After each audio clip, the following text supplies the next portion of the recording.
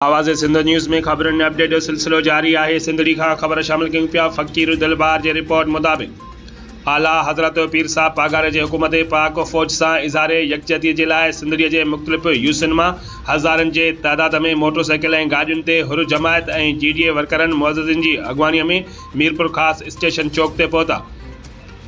जितां खां ज़िलई सदर पाकिस्तान मुस्लिम लीग फंक्शनल मुबारक महर नकाश मरी हाजी अमानुल्लाह शर मेंबर ज़िला काउंसिल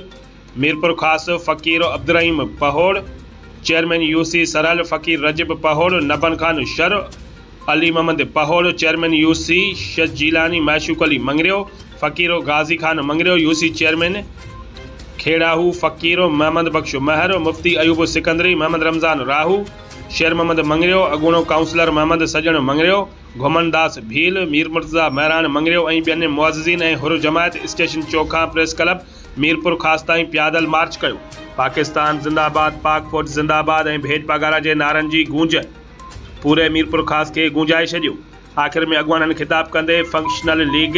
ज़िलई सदर मीरपुर ख़ासि मुबारक अली महर नकाश मरी फ़कीर अमानुल्लाह शर फ़कीर अब्दुर्रहीम पहोड़ मुफ्ती अयूब सिकंदरी ऐं ॿियनि चयो त असां हुर जमायत ऐं पीर साहब पागारो हर जंग हुजे या मुल्क ते को ॾुखियो वक़्तु अचे, असां पाक फ़ौज सां शाना बशाना गॾु आहियूं ऐं गॾु रहंदासूं। 9 मई जो जेको वाक़ियो थियो उन जी सख़्त लफ़्ज़नि में मज़म्मत कयूं था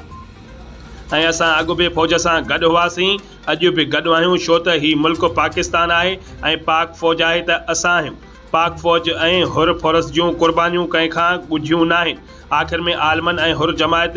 मुल्क पाक फ़ौज हुर फ़ौरस अवाम जे हक़ में दुआ घुरी।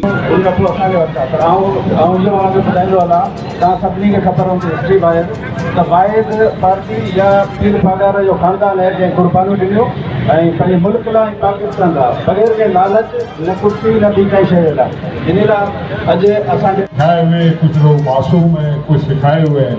जिन्होंने शहीदों के कब्रिस्तानों पे हमला किया, पाकिस्तानी अफवाज के दफातर पे हमला किया। पीर पगारा और हमारी जितने भी कौम है पीर पगारे की हमें नामंजूर है। हम कभी किसी को